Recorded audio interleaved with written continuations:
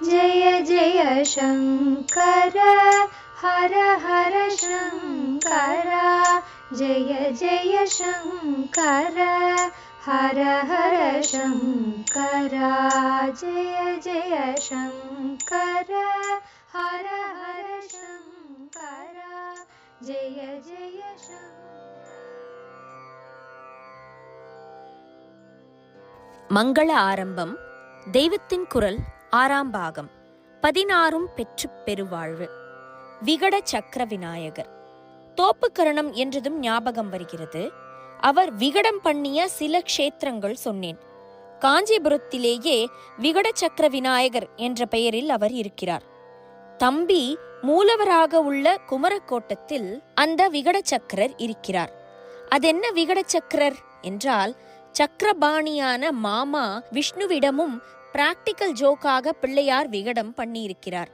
ஒரு விநாயக சதுர்த்தி அன்று மருமான் பிறந்த நாளாச்சே என்று மகாவிஷ்ணு நிறைய பிரசன்ட்டுகளோடு கைலாசத்துக்கு வந்தாராம்.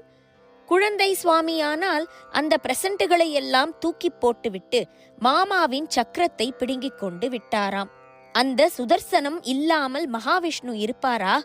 பிள்ளையாரை பிடித்து அவரிடம் இருந்து திரும்ப வாங்கிக் கொள்ள முயற்சி செய்தாராம். பிள்ளையார் லபக்கென்று அதை வாய்க்குள்ளேயே போட்டு அடக்கிக் கொண்டு விட்டாராம். மகாவிஷ்ணு தம்முடைய சதுர்புஜத்தால் 2 காதையும் பிடித்து கொண்டு தொப்பு தொப்பென்று தோப்புக்கரணம் போட்டாராம். குறிப்பு: தோப்புக்கரண விளக்கம் தெய்வத்தின் குரல் 4ஆம் பகுதியில் பெரிய இடத்து பிள்ளை என்ற முதல் உரையில் திருமால் செய்த கோணங்கி என்ற உட்பிரிவில் காண்க. அதை பார்த்து பிள்ளையார் குபீர் குபீர் என்று சிரித்தாராம். அப்போது வாயில் அடக்கிக் கொண்டிருந்த சக்கரம் வெளியில் விழுந்து விட்டதாம். விஷ்ணு அதை எடுத்துக்கொண்டு விட்டாராம். விஷ்ணுவின் சக்கரத்தை தம்மிடம் வைத்து கொண்டு விகடம் செய்தவர்தான் விகட சக்கர விநாயகர். அவர் இருக்கும் குமரக்கோட்டத்திலே மூலவரான குமாரசுவாமி பிரம்மசாஸ்தா என்கப்பட்ட ரூபபேதத்தில் இருக்கிறார். பிரம்மாவை பிரணவார்த்தம் கேட்டு அவருக்கு சரியாகச் சொல்ல தெரியாததால் ஜெயிலில் போட்டுவிட்டு பாலசுப்பிரமணியரே சிருஷ்டி பண்ணினார் என்று கதை இருக்கிறதல்லவா? அந்த சமயத்தில் சுப்பிரமணிய சுவாமி தாமே பிரம்மாவுக்குரிய ஜபமாலை கமண்டலுகளை கையிலே தரித்து கொண்டிருந்தார். குமரக்கோட்ட மூலவர் அப்படித்தான் இருக்கிறார். பிரம்மாவுக்கு ஆக்ஞை பிறப்பித்து தண்டித்ததால் பிரம்ம சாஸ்தா என்று அந்த அவசரத்திற்கு பேர். தம்பி சிருஷ்டிகர்த்தாவான பிரம்மாவின் கையில் உள்ள வஸ்துக்களை கைப்பற்றி கொண்டிருக்கும் கோவிலில் அண்ணாக்காரர் பாலனகர்த்தாவான விஷ்ணுவின் சக்கரத்தை அபகரித்த விகட சக்கர விநாயகராக இருக்கிறார். கஜகர்ணகர் விசிறிக்காதால் வண்டை விரட்டி விளையாடி சிரிக்க பண்ணுகிறவர். லம்போதரர் தொங்குகிற தொப்பையாலேயே பார்த்த மாத்திரத்தில் சிரிக்க பண்ணுகிறவர். விகடர் அநேக தமாஷ்கள், சேஷ்டைகள், குறும்புகள் செய்து சிரிக்க பண்ணுகிறவர். சுமூகராக சிரித்த முகத்தோடு முதல் பெயரில் வந்தவருக்கு அடுத்தடுத்து இப்படி 3 பெயர்கள்: கஜகர்ணகர், லம்போதரர், விகடர். சதா ஏதாவது கஷ்டத்தில் மாட்டிக்கொண்டு தவிக்கிற லோக ஜனங்களை சந்தோஷப்படுத்த விக்னேஸ்வரருக்கு மிஞ்சி தெய்வம் இல்லை. விக்னராஜர். அடுத்த பெயர் விக்னராஜர், அதாவது விக்னேஸ்வரர். விக்ன ஈஸ்வரரேதான் விக்னராஜா. ஈஸ்வரன் ராஜாவுக்கு ரொம்ப மேலே என்று தோன்றும். ஆனாலும் ரூட் மீனிங் பார்த்தால் ஈஸ்வரனும் ராஜா செய்கிறதை செய்பவன்தான். ஈஷ் என்கிற தாதுவுக்கு ஆட்சி பண்ணுவது என்றே அர்த்தம். ஆட்சி பண்ணுகிறவன் ஈஸ்வரன்.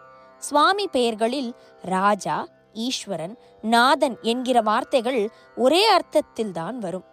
நடராஜா என்ற பெயரையே நடேசன், நடேஸ்வரன் என்றும் சொல்கிறோம். ரங்கராஜா என்ற பெயரையே ரங்கநாதன், ரங்கேசன் என்றும் சொல்கிறோம். திருநாவுக்கு அரசர் என்பதையே வாக் ஈசர் என்கிறோம். அப்படி விக்னராஜா என்றாலும் விக்னேஸ்வரர் என்றாலும் ஒன்றுதான். பிள்ளையாருக்கு இருக்கப்பட்ட பிரத்யேகமான அதிகாரத்தை காட்டுவது விக்னராஜா என்ற பெயர்தான்.